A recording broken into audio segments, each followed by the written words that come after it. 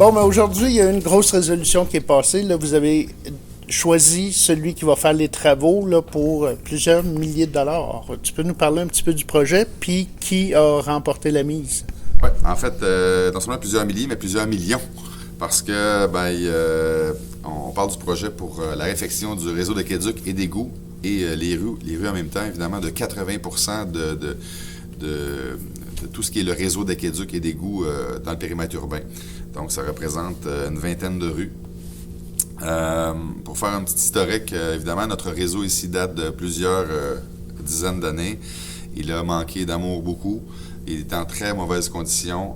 À chaque année, on a beaucoup trop de bris, ce qui entraîne pas d'eau potable dans les maisons, à l'école pendant des fois 2 jours, 3 jours, on a vu 4 jours, et à plusieurs reprises à chaque hiver, à chaque printemps, à chaque gel et dégel. Puis, évidemment, il fallait trouver le moyen un jour de régler ça. Le problème qu'on a, c'est que sur 3000 portes à Saint-Calixte, c'est 6000 citoyens, mais environ 3000 portes, il y en a seulement 400 qui sont sur le réseau d'aqueducs et d'égouts.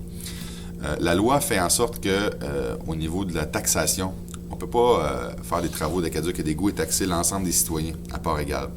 On est obligé de taxer au minimum 75% aux utilisateurs, donc les gens qui sont vraiment sur le réseau, et l'autre 25% à l'ensemble des contribuables. C'est ce qui se fait déjà depuis Mathusalem ici à Saint-Calixte. Mais là, dans le projet dont on parle maintenant, on parle d'un projet qu'on avait estimé, que les ingénieurs avaient estimé au départ à 7,5 millions. Un projet de 7,5 millions, 75% qui devait être assumé par 400 payeurs sur le réseau d'aqueducs, ça n'a aucun sens. C'est impossible de se réaliser. Ça, c'était le premier problème. Le premier constat, on a un trouble de réseau. Deuxième constat, ils sont 400 payeurs pour le payer, ça ne peut pas marcher. Donc, on a d'autres problèmes. Entre-temps, il y a une subvention qui est là à chaque quelques années, là, le TECQ, la taxe sur l'essence, la taxe d'assises. La taxe d'assises, de façon que ça fonctionne, d'abord, pour avoir... Le montant est prédéterminé par le gouvernement. Dans ce cas-ci, on parle de 1,8 million de dollars. Pour avoir droit à utiliser ce 1,8 million de dollars-là, il y a 2 choses d'abord. Première des choses, tu dois avoir fait des investissements minimum de tant de piastres par résident pendant les 3 années précédentes. Ça, c'est comme ta franchise à payer en investissement, en infrastructure pour avoir droit à ces sommes-là. Et la deuxième chose, tu ne peux pas faire ce que tu veux avec. Tu dois d'abord l'appliquer sur ton réseau d'aqueduc. Si l'aqueduc est aux normes, tu peux l'envoyer à l'égout. Si l'égout est aux normes, tu peux l'envoyer en pavage. Donc, ça, c'est notre première réalité. Il y a ça qui existait dans l'environnement de notre projet. Mais 1,8 million, c'est un projet de 7 millions. Même si on enlevait 1,8 million, la balance était encore beaucoup trop importante. C'était impossible à 400 payeurs de pouvoir régler ça. Donc, on a fait une demande de subvention à PIQM, un autre programme de subvention qui est accessible, qui est le programme d'infrastructure Québec municipal. On est accepté à PIQM pour un maximum de 4 millions. Mais c'est toujours 66% de la facture. Donc, c'est 4 millions, mais à partir du moment où ça en coûte au moins 6. Donc, si on a un projet de 4 millions, il ne donne pas 4 millions. C'est maximum 66% du projet. Et donc, là, on avait toujours notre projet de 7,5 initial. Il nous paye 66% de 7,5. Il reste encore trop à financer. On n'est pas capable de le faire. Donc, ce qu'on devait avoir, ce qu'on avait comme défi qui était de taille, il faut l'avouer, là, c'était de réussir à mettre la taxe d'assises de 1,8 million du montant initial. Le solde, 66% PQM, là, il nous reste 66% à payer. Là, ça marche.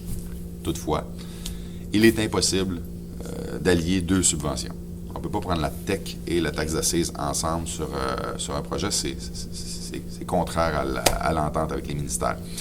Et donc, depuis les 3 dernières années, j'ai eu plusieurs rencontres avec différents ministères pour réussir à trouver la façon de s'entendre pour pouvoir joindre ces deux subventions-là.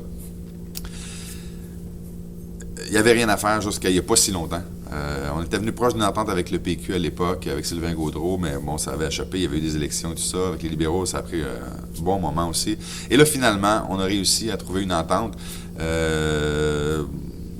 qui, en fait, au lieu d'avoir un projet total et séparer la facture en tant taxe d'assises, tant PQM et tant la ville, c'est qu'on va changer un tuyau avec le PQM, puis on va changer l'autre tuyau avec la taxe d'assises. Okay. L'important, c'est le résultat. Le résultat, à la fin, c'est que ça donne ce qu'on voulait. Donc, on est très content. On est très content de ça, d'avoir trouvé la solution.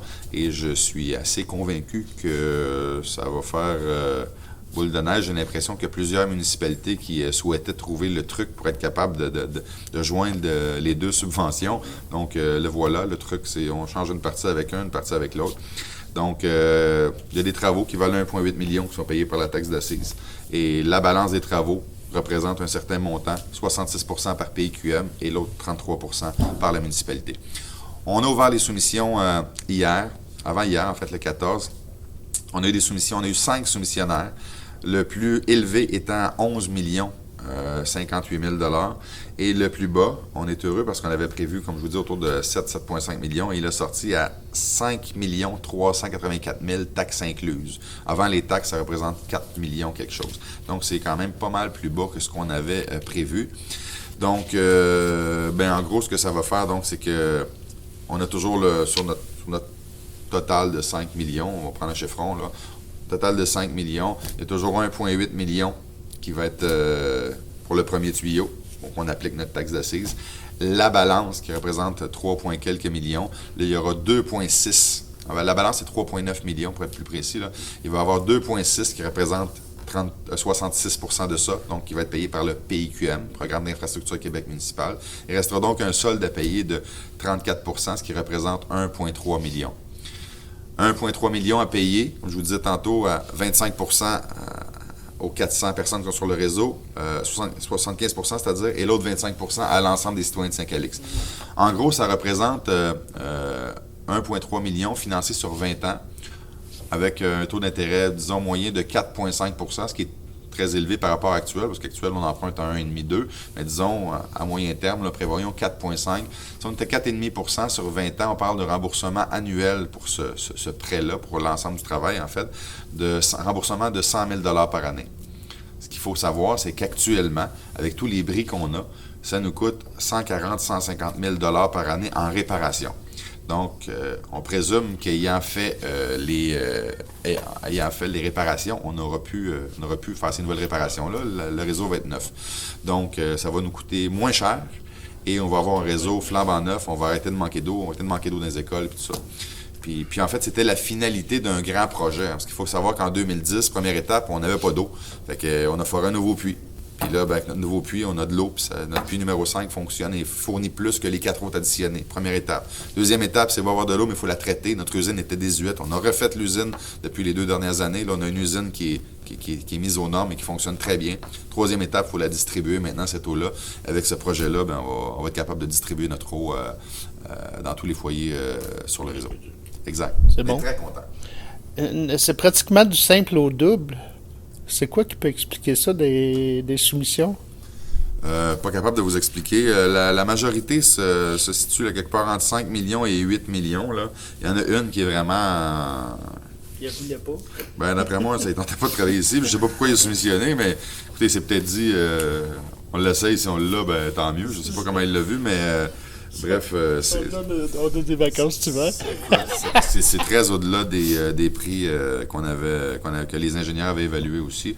Donc, mais voilà. Écoute, l'important pour moi, c'est surtout avec qui on va donner le contrat. C'est des excavations Normand Majot incorporées qui sont de Saint-Gabriel-de-Brandon, on me dit.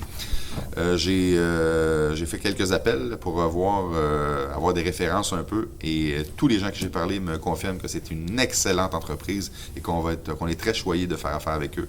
Donc, c'est le fun, c'est encourageant. Pour quelqu'un qui va tourner les talons dans quelques jours, ça me rassure de savoir que la business qui s'en vient ici va travailler comme il faut. En tout cas, on le souhaite, il faut que ça aille bien. Puis les travaux devraient débuter, là, j'imagine, en revenant des vacances de construction? La semaine prochaine. Moi, je pense que la semaine prochaine, les travaux vont commencer tout de suite. Les travaux, ça ne veut pas dire nécessairement commencer à ouvrir les rues, là, mais il y aura à tout le moins une réunion de chantier la semaine prochaine pour préparer. À partir du moment où la réunion de chantier commence, ça fait partie des travaux pour moi, une réunion de chantier. Donc, pour que chacun, parce qu'il y a quand même des devoirs à faire, là, eux autres, il faut qu'ils s'approprient le dossier beaucoup. Et voilà. Mais ils ont jusqu'à la fin octobre pour terminer les travaux. Dans le devis, il est prévu des pénalités importantes s'ils ne respectent pas les échéanciers. Donc, je pense qu'on a des incitatifs pour s'assurer qu'ils respecteront leur échéancier. À la limite, au lieu de travailler à 2 équipes, ils travailleront en 3 équipes, et si nécessaire 4. Mais il faut qu'ils arrivent dans les délais prévus. C'est l'entente qui est prévue au devis, prévue au contrat. Fait que ça assure de l'eau là, à tous les citoyens qui ont l'aqueduc à Saint-Calix dès l'automne. Ça assure qu'à partir effectivement de l'automne, normalement, on ne devrait plus avoir de grands problèmes d'eau. La seule partie qui va rester, je vous disais tantôt, ça représente 80% du réseau. L'autre 20%, c'est toute la partie qui passe sous la route 335. Okay, là, c'est dans ce dossier-ci, on refait environ 4,5 km de chemin et donc de réseau. Et l'autre 1,8 km qui va rester, c'est tout ce qui passe sous la 335, entre l'épicerie et le parc. C'est 1,8 km.